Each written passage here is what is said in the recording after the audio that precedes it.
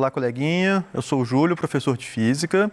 A gente vai ver hoje sobre materiais condutores e materiais que são isolantes elétricos. Antes de falar propriamente dos materiais condutores e isolantes e outros assuntos na aula de hoje, vou fazer uma pequena revisão sobre carga elétrica. O que é carga elétrica? Carga elétrica é uma propriedade intrínseca da matéria. O que significa dizer que a carga elétrica é uma propriedade intrínseca da matéria? Sempre que a matéria é criada, com seus prótons, elétrons e nêutrons, ele já vem com suas cargas elétricas, tá? A gente mede unidade de carga elétrica no sistema internacional, usa uma unidade chamada Coulomb, que é uma homenagem a um cientista, tá bem?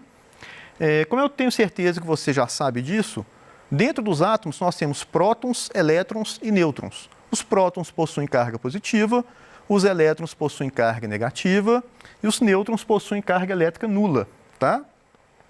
Outra coisa que é muito importante também é você lembrar que cargas de mesmo sinal se repelem, ou seja, quando eu aproximo dois prótons, esses prótons fazem força para um se afastar do outro. Quando eu aproximo dois elétrons, esses elétrons fazem força para um se afastar do outro também. Em compensação, carga de sinais opostos, elas se atraem. Então, se eu chego um próton próximo de um elétron, eles fazem força para se unirem, tá? Já nêutrons não fazem força nem em prótons, nem em elétrons, não fazem força elétrica, né? Então, se eu pego um nêutron e aproximo de um próton, não tem nenhum tipo de força elétrica entre eles. Se eu pego um nêutron e aproximo de um elétron, não tem nenhum tipo de força elétrica entre eles. O que a gente tem que tomar cuidado, coleguinha, é que mesmo que isso funcione para as cargas elétricas, para os corpos, isso funciona um pouquinho diferente. Por quê? Um corpo grande, inteiro, ele tem diversos átomos, tem diversos prótons, diversos elétrons e diversos nêutrons, né? Se eu faço alguma manobra, algum processo de eletrização, que é um assunto de outra aula, que a gente tira algumas cargas elétricas de um corpo, esse corpo que tem mais carga elétrica de um tipo do que do outro, ele consegue fazer força num corpo que está neutro. Me acompanhe aqui para a gente poder ver.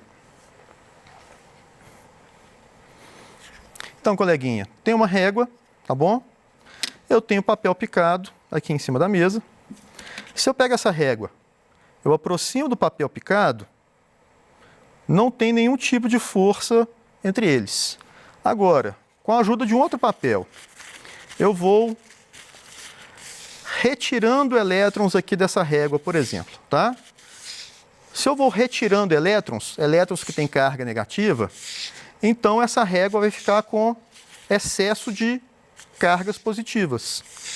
Quando eu faço isso e aproximo a régua do papel, que a princípio não sofria força da régua, a gente observa que a régua consegue atrair esse papel. Tudo bem? Isso aqui não dura para sempre, daqui a pouquinho o papel cai. Vamos deixar aqui e continuar nossa aula, tá? Continuando então.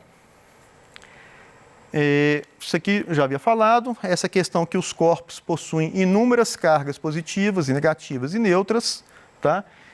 E que se eu tenho excesso de um tipo de carga do que do outro, pode ter atração entre esses corpos, tá bem?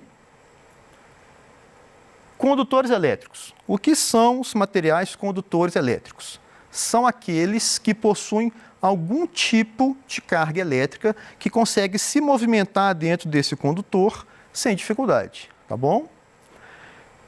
No caso dos metais, que todos nós sabemos que os metais são bons condutores elétricos, a carga elétrica livre que consegue se movimentar ali dentro são os elétrons livres da própria ligação metálica.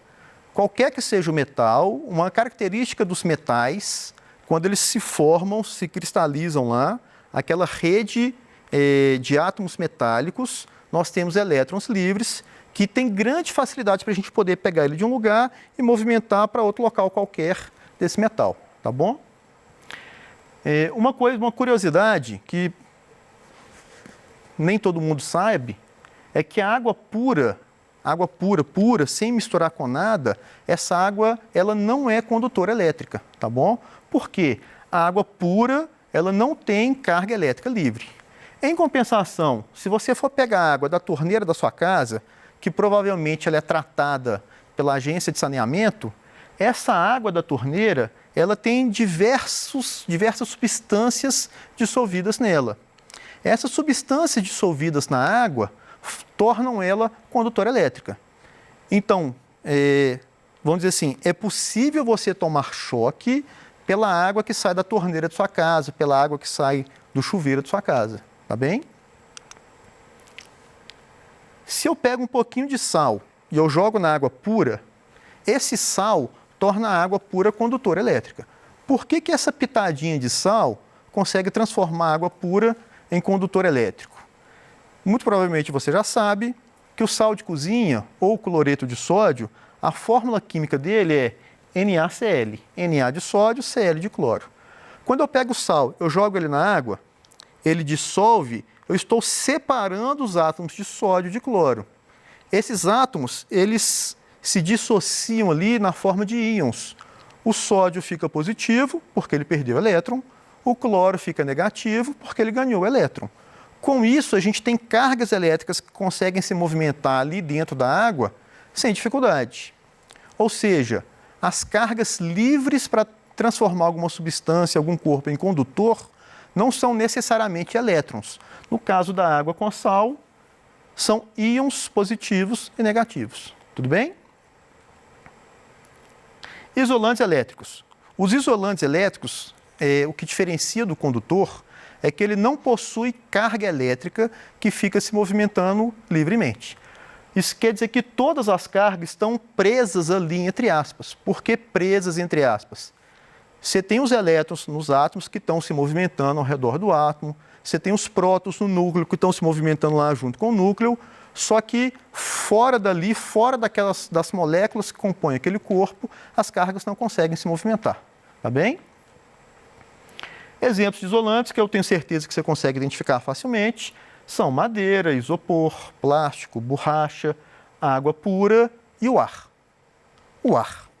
Ô, Júlio, por que que o ar ele é isolante elétrico? Antes disso, coleguinha, uma atividade para a gente. Sabe-se que a água pura é isolante elétrico e que uma pitada de sal dissolvido nela é suficiente para tornar condutora. Contudo, o açúcar dissolvido em água, mesmo em grande quantidade, não a torna condutora. Justifique.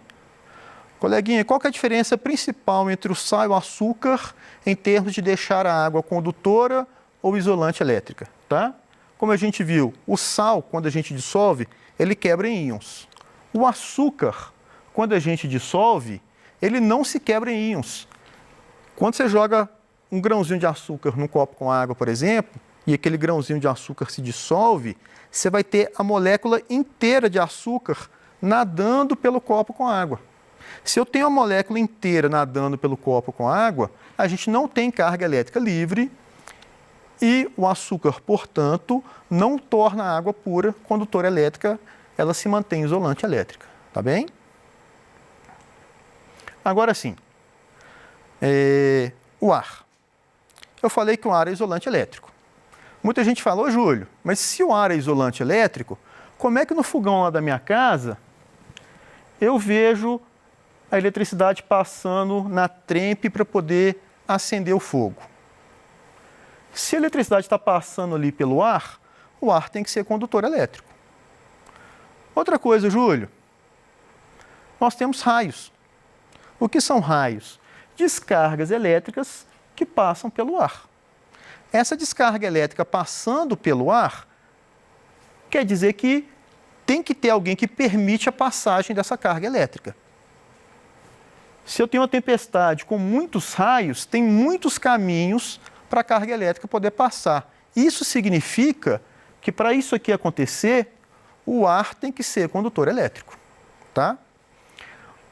Ô coleguinha, mas pensa bem, se você vê uma tomada lá na sua casa, você vê um raiozinho passando de um lado para o outro na tomada? Você não vê. Por quê? Porque o ar é isolante elétrico. Então, o que acontece com o raio? O caso é, o raio ele tem tanta energia, mas ele tem tanta energia que ele consegue pegar elétrons das moléculas do ar, arrancar elétrons das moléculas de ar. Se ele está arrancando elétrons das moléculas de ar, ali no ar entre a nuvem e o solo, por exemplo, você passa a ter uma grande quantidade de elétrons passeando e uma grande quantidade de íons passeando ali também. Com isso, o raio força o ar a se tornar condutor elétrico, tá bem? Isso pode acontecer com qualquer isolante. Ele é isolante até um determinado limite. Esse limite chama rigidez dielétrica. No caso do raio, ele consegue quebrar a rigidez dielétrica do ar, tá? A rigidez dielétrica é o valor máximo do campo elétrico que aquela substância ali consegue suportar antes de se tornar isolante. Campo elétrico vai ser um assunto de uma outra aula, não se preocupe, tá bom? O raio é composto pelo quê? O próprio raio, que é a descarga elétrica, que vai da nuvem para o chão, ou o contrário, tá?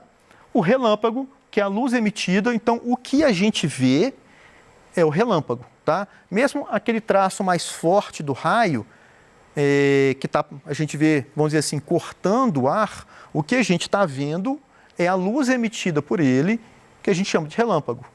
O trovão é o barulho que a gente escuta após o raio, tá? Eu sei que tem muita gente que tem medo de trovão. Aí eu costumo falar com meus alunos que você, coleguinha, você não precisa ter medo de trovão, tá? Você pensa o seguinte, se você escutou um trovão, quer dizer que um raio caiu e não acertou você. Então você tem que ficar feliz com isso, tá bom? Mas e como é que os raios são formados, coleguinha? A gente sabe que, normalmente, tem que ter nuvens, tudo bem? Num dia que está propício à chuva, não quer dizer que vá chover, mas um dia propício à chuva, a gente vê as nuvens carregadas, ficam acinzentadas, ficam escuras, tá? E o que acontece? Uma nuvem vai batendo na outra, tá? No que vai batendo na outra, pode haver troca de carga elétrica entre as nuvens, parecido com o que eu fiz com a régua e o papel. Então, por exemplo, um conjunto de nuvens fica com excesso de carga negativa, excesso de elétrons, tá? Consequência, elétrons na nuvem podem repelir elétrons no chão, lá na Terra, tá? Com isso, se está repelindo elétrons, o chão vai ficar com excesso de carga positiva. No que o chão fica com excesso de carga positiva, elétrons da nuvem são atraídos para a parte de baixo dela, tá? No que são atraídos para a parte de baixo, repelem mais elétrons que tem na Terra. Então, no chão mais próximo à nuvem, fica cada vez mais positivo, que atrai mais carga negativa. Isso vira um efeito repetitivo, tá? Quando chega no limite ali, que essa força aqui entre eles é grande o suficiente para romper a rigidez elétrica do ar, então a gente tem a descarga elétrica, tá bem? Quando tem essa descarga elétrica, se eu tenho elétrons saindo da nuvem e indo para o chão, o sistema vai se neutralizar. Isso pode voltar a acontecer? Pode voltar a acontecer, a gente pode ter novos raios, tá? Ô Júlio, mas se tem nuvem que fica negativa, pode ter nuvem que fica positiva? Pode, coleguinha. A ideia é a mesma. Qual que é a diferença? Eu vou ter um raio que sobe, tá bem? Ô Júlio, mas eu nunca vi um raio subindo. Ô coleguinha, é muito rápido. A maioria dos raios a gente vê descendo, só que há raios que sobem também, tá? Se você for fazer uma pesquisa rapidamente na internet, você pode até ver vídeos que tem raios que se encontram no meio do ar. Tem raio descendo, enquanto tem raio subindo, eles acabam se encontrando, tá bem? Como é que a gente pode se proteger de raios, coleguinhas? Diversas maneiras. Primeira, sempre que possível, fica dentro de casa. Se você não pode ficar dentro de casa, fica dentro de alguma construção, tá? Um prédio, edifício, uma loja. Evita sair na rua numa tempestade com muitos raios, tá bem?